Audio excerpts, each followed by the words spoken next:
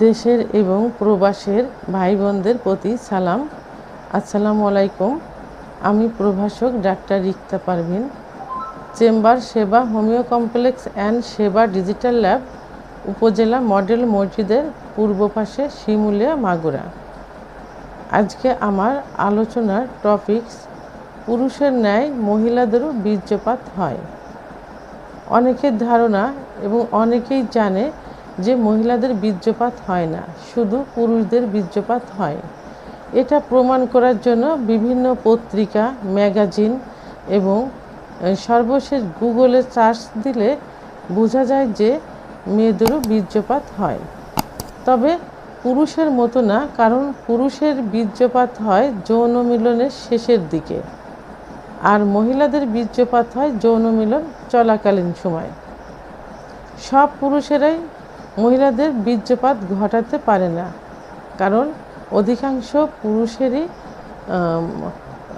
বীর্যপাত খুব দ্রুত হয়ে যায়। আর মহিলাদের বীর্যপাত ঘটাতে হলে দীর্ঘ সময় সহবাসে লিপ্ত থাকতে হয়। দীর্ঘ সময় সহবাসে লিপ্ত থাকার কারণে মাল্টিপল অর্গাজম মিনিং কয়েকবার অর্গাজম হয়ে যায় এবং মাল্টি স্টিমুলেশন ব্যবহৃত হয়। এই মাল্টি স্টিমুলেশন 3টি জায়গায় ব্যবহৃত হয়: ক্লাইটোরিয়াল, যোনিপথ এবং জি স্পট, এর ভিতরের দিকে ডিপ জি স্পট। এই মাল্টি স্টিমুলেশন 3টি জায়গায় লাগাতারভাবে চলতে থাকলে এবং যৌন মিলন দীর্ঘায়িত হলে মেয়েদের বীর্যপাত ঘটানো সম্ভব হয়। মেয়েদের যৌন মিলনের পূর্বে যে ফোরপ্লে করা হয় এবং ফোরপ্লে করার সময় যে অর্গাজম হয়, অর্থাৎ যে ফ্লুইডটা নিঃসৃত হয়, এটাকে কামরস বলে। এই কামরসের কারণে জায়গাটা প্রফুল্ল হয় এবং সহজে সহবাস করা যায়। তো অনেকে মনে করে যে এই যে কামরস, এটাই হয়তো বীর্যপাত, কিন্তু না। বীর্যপাতটা হলো পুরুষের ন্যায়, কিন্তু পুরুষদের বীর্যপাত গাঢ় হয় আর মহিলাদের বীর্যটা পানির মতো হয়, অর্থাৎ প্রসাবের মতো, এবং প্রসাবের ছিদ্র দিয়ে এটা বের হয়। পুরুষের বীর্য যেমন তৈরি হয় অন্ডকোষ এবং প্রোস্টেট গ্ল্যান্ডে, মহিলাদের বীর্য তৈরি হয় স্কিনিস গ্ল্যান্ড এবং ইউরেথ্রার চারপাশের জায়গা থেকে।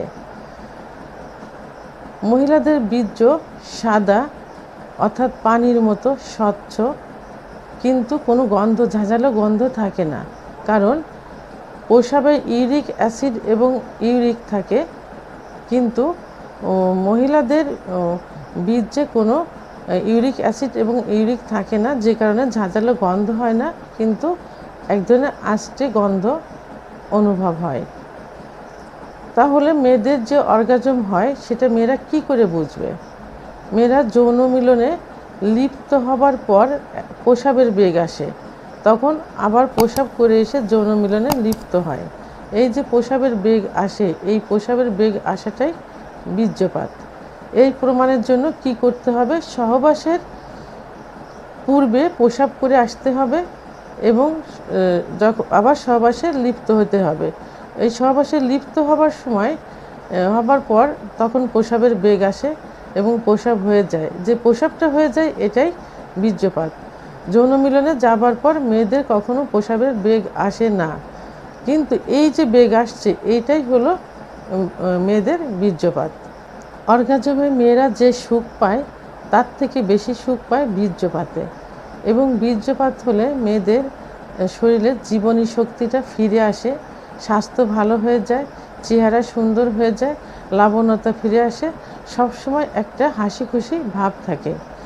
আর পুরুষেরা যদি মেয়েদের অর্গাজম বীর্যপাত ঘটাতে পারে, তাহলে তারাও সুখ অনুভব করে এবং তাদের আত্মবিশ্বাস ফিরে আসে, মেয়েদের প্রতি, পার্টনারের প্রতি, স্ত্রীর প্রতি আকর্ষণ ফিরে আসে এবং বারবার তাদেরকে কাছে পাওয়ার জন্য চেষ্টা করে। তাহলে অর্গাজমের থেকে বীর্যপাত সবথেকে সুখের, এবং বীর্যপাতের স্বাদ সবাই গ্রহণ করতে পারে না। যেসব পুরুষেরা দীর্ঘ সময় সহবাসে লিপ্ত থাকতে পারে, তারাই শুধু সহবাসের স্বাদ নিজেও গ্রহণ করতে পারে এবং স্ত্রীকেও স্বাদ দিতে পারে। তো বন্ধুরা, আমার ভিডিওটি সম্পর্কে যদি কোনো মতামত থেকে থাকে অবশ্যই কমেন্টসের মাধ্যমে জানাবেন। আর ভিডিওটি ভালো লাগলে লাইক, কমেন্ট, সাবস্ক্রাইব করে আমার সঙ্গে থাকুন। আল্লাহ হাফেজ।